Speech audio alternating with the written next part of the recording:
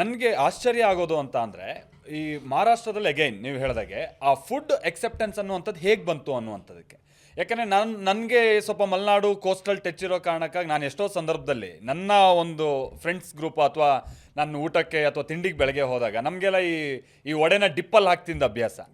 ನನಗೆ ಕೆಲವ್ರು ಹೇಳ್ತಾರೆ ಅದು ಸಾಂಬಾರು ಸ್ವೀಟ್ ಇರುತ್ತೆ ಅದು ಹೆಂಗೆ ತಿಂತೀಯ ನಿನಗೆ, ಅದು ನನಗೆ ಇಷ್ಟ ಆಗಲ್ಲ ಅಂತ. ನನಗೆ ಅಗೈನ್ ಈ ಮರಾಠೀಸು ಇವ್ರು ಸ್ವಲ್ಪ ಈ ಸಾವ್ಜಿ ಈ ಥರ ಸ್ವಲ್ಪ ಖಾರ ಸ್ಪೈಸಿ ಫುಡ್ ಇಷ್ಟಪಡೋರು.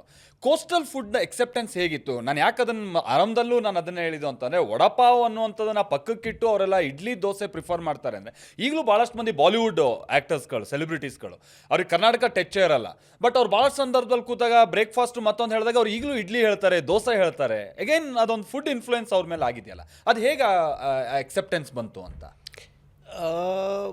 ಎಕ್ಸಾಕ್ಟ್ ಹಿಸ್ಟ್ರಿ ಗೊತ್ತಿರಲಿಕ್ಕಿಲ್ಲ ನನಗೆ, but somehow it is put into people's mind. Okay, ಒಂದು ಅಂತ ಹೇಳಿದ್ರೆ ನಮ್ಮಲ್ಲಿ ತುಂಬ ಅಥೆಂಟಿಕ್ ಆಗಿ ಕೊಡ್ತೀವಿ. Second, it's a very safe food, it's very safe, ಅದರಲ್ಲಿ ನಿಮಗೆ ತೊಂದರೆನೂ ಆಗಲ್ಲ. ಮೂರನೇದು ಅಂದರೆ ಅಲ್ಲಿ ಈಸಿಯಾಗೂ ಸಿಗುತ್ತೆ. ಈಗ ಯಾವುದೇ ಹೋಟ್ಲಿಗೆ ಹೋದ್ರು ನಾರ್ಮಲಿ ಮೆನು ಕೊಡಪ್ಪ ಅಂತ, ಮೆನು ನೋಡಿ ಒಂದು 5 ನಿಮಿಷ ಮೇಲೆ ಅಷ್ಟಿಗೆ ಒಂದು ದೋಸೆ ಹೇಳು, ಕೊನೆಗೆ ಹೋಗೋದು ಅಲ್ಲಿಗೆ, ಇಲ್ಲ ಇಡ್ಲಿ. ಸೊ ಅದು ಆಟೋಮೆಟಿಕ್ ಆಗಿ ಒಂದು ಅಕ್ಸೆಪ್ಟೆನ್ಸ್ ಆಗಿದೆ. ಮೋಸ್ಟ್ ಇಂಪಾರ್ಟೆಂಟ್ ನಾನು ನೋಡೋದಾದರೆ ಆ ಟೇಸ್ಟ್ ಇದೆಯಲ್ಲ, ಅದು ಎಷ್ಟು ತಿನ್ಬೋದು ಅದನ್ನು. ನೀವು ಅದನ್ನು ಇಡ್ಲಿ ದೋಸೆ ತಿಂದಾಗ ನೀವು ಬೋರ್ ಆಗೋದೆ, ನೀವು ಇವತ್ತು ಮಾಡ್ಬೋದು, ಡೈಲಿ ಮಾರ್ನಿಂಗ್ ಎದ್ದು ಅದನ್ನು ತಿನ್ಬೋದು. ಸೊ ಆಗಿದ್ದರಿಂದ ಅಕ್ಸೆಪ್ಟೆನ್ಸ್ ಆಗಿದೆ ಅಂತ ಕಾಣುತ್ತೆ. ಮೋಸ್ಟ್ ಇಂಪಾರ್ಟೆಂಟ್ ನಮ್ಮ ಪರ್ಫೆಕ್ಟ್ಲಿ ಅದು ಸರ್ವ್ ಆಗ್ತಾ ಇದೆಯಲ್ಲ, ಯಾಕೆಂದ್ರೆ ಆ ಫುಡ್ನ ಬೇರೆಯವ್ರಿಗೆ ಕೊಡ್ಲಿಕ್ಕೆ ಆಗ್ತಾ ಇಲ್ಲ. ಸೊ ನಾರ್ಮಲ್ ಆಗಿ ಸೌತ್ ಇಂಡಿಯನ್ ರೆಸ್ಟೋರೆಂಟ್ಗೆ ಹೋದ ತಕ್ಷಣ ಈ ಫುಡ್ ಒಂದ್ಸರಿ ಕೈ ಹಾಕ್ಲೇಬೇಕು. ಹೌದು ಹೌದು ಹೌದು. ಸೊ ಇದು ಒಂದು. ಎರಡನೇದೇನು ಅಂತಾರೆ, ಈಗ ಸಹಜವಾಗಿ ಈಗ ನಮ್ಮ ಒಂದು ಏರಿಯಾಗೆ ಅಕ್ಕಪಕ್ಕದ ಏರಿಯಾದಿಂದ ಒಂದು 4-5 ಜನ ಬರ್ತಿದ್ದಾರೆ, ಗುಂಪು ಕಟ್ಕೊಂಡ್ ಬರ್ತಿದ್ದಾರೆ, ಇಲ್ಲೇ ಇದ್ದಾರೆ ಅಂದಾಗ ಅಷ್ಟು ಸುಲಭವಾಗಿ ನಾವು ಬಿಟ್ಕೊಳ್ಳೋವಂಥ ಮನ್ಸು ಮಾಡಲ್ಲ. ಸೊ ಮುಂಬೈನಲ್ಲಿ ಇದು ಹೇಗೆ ಸಾಧ್ಯ ಆಗ್ತಾ ಹೋಯ್ತು ಅಂತ? ಅಫ್ಕೋರ್ಸ್ ಅಲ್ಲೂ ಕೂಡ ಮಧ್ಯ ಮರಾಠಿ ಕನ್ನಡ ಈ ಥರದ್ದೆಲ್ಲ ಗಲಾಟೆಗಳಾಗಿದೆ. ಕನ್ನಡದವ್ರನ್ನ ಹೊರಗೆ ಹಾಕ್ಬಿಡ್ತೀವಿ ಅನ್ನುವಂಥ ಓಪನ್ ಸ್ಟೇಟ್ಮೆಂಟ್ಸ್ ಕೊಟ್ಟಂಥ ದೊಡ್ಡ ದೊಡ್ಡ ಚಳವಳಿಗಳನ್ನು ಕೂಡ ನಾವು ಅಲ್ಲಿ ನೋಡಿದ್ದೀವಿ. ಅದನ್ನು ಮೀರಿಯೂ ಕೂಡ ಅವತ್ತು ಕನ್ನಡದವರು ಭಾಳಷ್ಟು ಮಂದಿ ಎದೆ ಕೊಟ್ಟು ನಿಂತು ಗಲಾಟೆ ಮಾಡಿ ಅವತ್ತು ತಮ್ಮ ಅಸ್ತಿತ್ವ ಉಳಿಸ್ಕೊಂಡವ್ರಿದ್ದಾರೆ.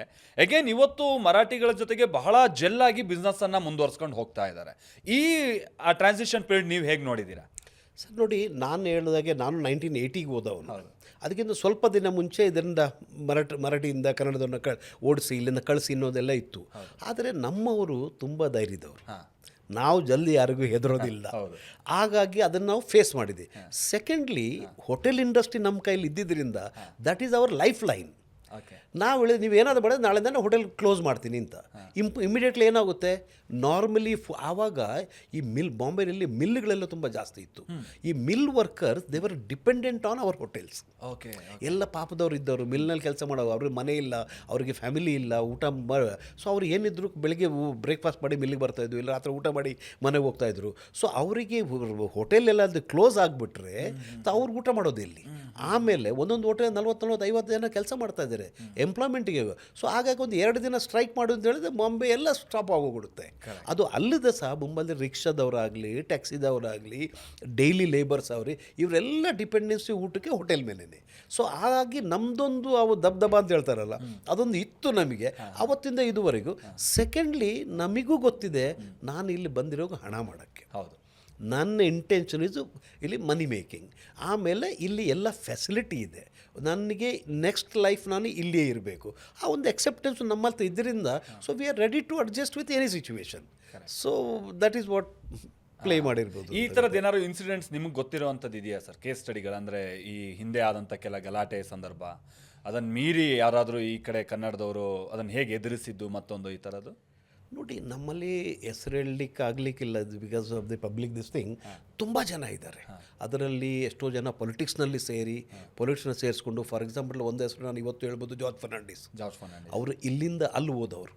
ಅಲ್ಲಿ ಹೋಗಿ ಪೊಲಿಟಿಕ್ಸ್ ಲೈಫ್ನಲ್ಲಿ ಅವ್ರು ಫಸ್ಟ್ ಸ್ಟಾರ್ಟ್ ಮಾಡಿದ್ದೇನು, ಈ ಮಿಲ್ ವರ್ಕರ್ಸ್ನ ಪ್ರೊಟೆಕ್ಷನ್ ಮಾಡೋದು, ನಮ್ಮ ತುಳು ಕನ್ನಡಿಗರನ್ನ ಪ್ರೊಟೆಕ್ಷನ್ ಮಾಡೋದು, ನಮಗ್ಯಾರ ತೊಂದರೆ ಕೊಟ್ಟರೆ ಪ್ರೊಟೆಕ್ಷನ್ ಮಾಡೋದು, ಅಂಥ ಕೆಲಸ ಮಾಡಿ ಅವ್ರ ಪೊಲಿಟಿಕಲ್ ಲೈಫ್ನಲ್ಲಿ ಮುಂದೆ ಹೋಗಿದ್ದು. ಸೊ ಅವ್ರ ಹಿಂದುಗಡೆ ಅದೆಷ್ಟೋ ಜನರಿದ್ದಾರೆ, ಅವ್ರಿಗೆ ಸಪೋರ್ಟ್ ಮಾಡಿದ್ದಾರೆ.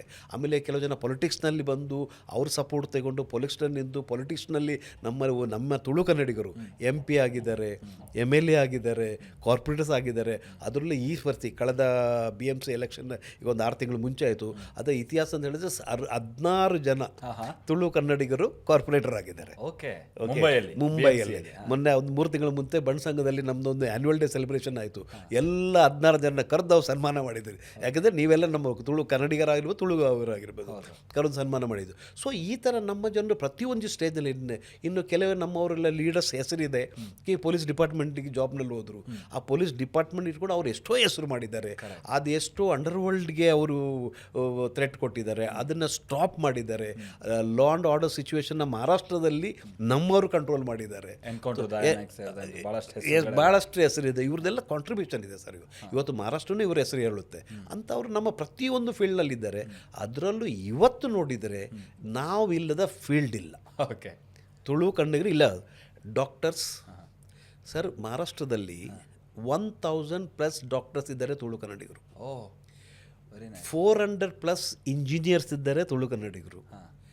600+ ಚಾರ್ಟರ್ಡ್ ಅಕೌಂಟೆಂಟ್ಸ್ ಇದ್ದಾರೆ ತುಳು ಕನ್ನಡಿಗರು. ಫಿಲ್ಮ್ ಇಂಡಸ್ಟ್ರಿ ಇದ್ದದ್ದು ನಿಮಗೆ ಗೊತ್ತಿದೆ. ಬೇರೆ ಯಾವುದೇ ನಾವು ಹೋಟೆಲ್ ಇಂಡಸ್ಟ್ರಿ ನಾನು ನಿಮಗೆ ಹೇಳಿದೆ. So today we are everywhere. And ಮಹಾರಾಷ್ಟ್ರದ ಯಾವುದೇ ಲೆವೆಲ್ಗೆ ಹೋಗಲಿ ನಮ್ಮ ಕಾಂಟ್ರಿಬ್ಯೂಷನ್ ಇದೆ, ನಮಗೆ ಹೆಸರಿದೆ, ನಮಗೆ ಒಳ್ಳೆ ಒಂದು ರೆಸ್ಪೆಕ್ಟ್ ಇದೆ ನಮ್ಮವರಿಗೆ.